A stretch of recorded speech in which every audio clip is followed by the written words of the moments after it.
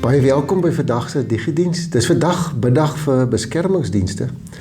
Ons is almal dankbaar oor mense wat ons beskerm en die kerk roep ons juis vandag op om te bid vir mense wat ons beskerm. Ons dink sommer aan die polisie, korrektiewe dienste, sekuriteitsmaatskappye en almal wat ook help sodat ons veilig kan woon.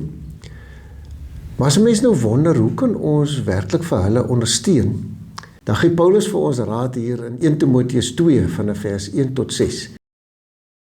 Ek dring daarop aan dat daar in die eerste plek met smeking en voorbidding en danksegging gebid moet word vir alle mense. Vir die wat regeer en vir almal wat gesag uitoefen, sodat ons 'n rustige en 'n stil lewe kan lei in volkomme toewyding aan God en aan alle eerbaarheid. So is dit goed en aanneemlik vir God ons verlosser, wat wil hê dat alle mense gered word en tot kennis van die waarheid kom.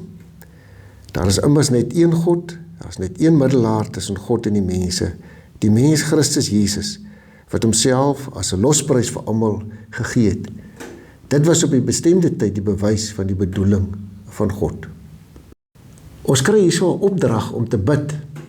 En nou as ons die opdrag kry om te bid, beteken dit eintlik om ons afhanklikheid van God te erken. Om te erken dat God eintlik al een is wat werklike verandering en 'n verskil kan maak, dat niks vir hom onmoontlik is nie. Nou as ons vra waarvoor moet ons bid, of vir wie moet ons bid, dan sê Paulus baie duidelik, ons moet bid vir alle mense, maar veral ook vir hulle wat regeer en in gesagsposisies is. Dit wil sê ons moet bid vir ons regering, ons moet bid vir ons leiers, vir almal wat in gesag of wat 'n gesagsposisie het. As ons vra, wat moet ons bid en waarvoor moet ons bid, dan sê hy, ons moet bid dat mense gered word en tot kennis van die waarheid kom. En hierdie kennis van die waarheid waarvan hy hier praat, beteken kennis van die evangelie van Jesus Christus. Eintlik om vir Jesus Christus wat die waarheid is te leer ken. Want Jesus is redder en verlosser. Jesus is die een wat mense red, maar ook verlos van die heerskappy van die Satan. Wat mense verlos van 'n sondige, selfsugtige lewenswyse, waar die lewe net om jouself draai, en wat op die eind uitloop op selfvernietiging, of tot vernietiging van ander mense.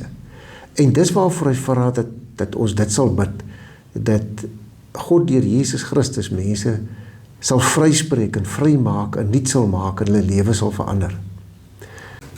Jesus Christus is ons verlosser en redder, maar ook van ander mense. Hy is die een wat ons red en verlos van die vader van die leuen, wat die mense eintlik doodmaak vir leuns en lewend maak vir die waarheid. Jesus Christus kan mense verander, kan vir hulle nuwe lewe gee, kan vir hulle die lewe gee. Maar die wonder daarvan is dat wanneer Jesus mense verander, dan verander die wêreld rondom hulle ook. En so kan ons vir mense bid, dat hulle harte en gesindhede verander.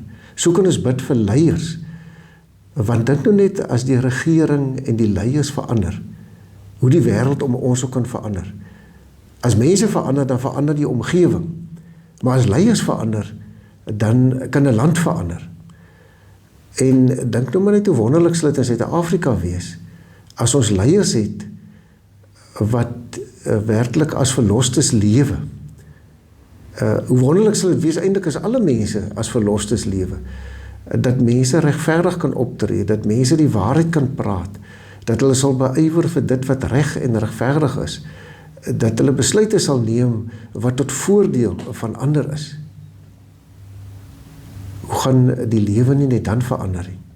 Ons kan nou vra, wat is die doel van hierdie gebed? Dat ons nou moet bid vir ander mense en bid vir die leiers. Waartoe moet dit lei?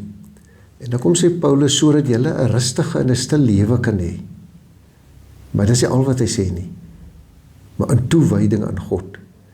Ek dink ons almal begeer 'n rustige en 'n stil lewe, 'n lewe waar ons veilig kan voel as ons op straat beweeg, as ons kerk toe gaan, as ons gaan werk, as ons kinders op die strate is.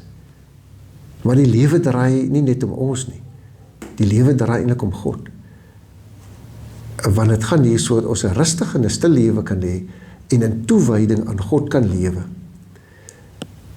Maar die wonder van alles is dat wanneer mense gered word, Wanneer mense tot kennis van die waarheid kom, wanneer hulle vir Jesus leer ken, dan verander hulle lewe, en hoe meer mense se lewe verander word deur Jesus, hoe meer die Gees in beheer van mense se lewe kom, hoe meer verander die wêreld rondom hulle.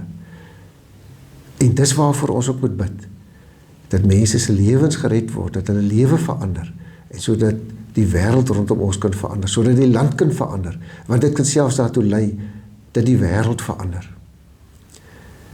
Ons kry vandag hier so 'n opdrag om te bid. Kom ons luister ook na die opdrag wat ons gekry het. Kom ons bid vir alle mense. Kom ons bid vir hulle wat regeer, hulle wat in gesagsposisies is.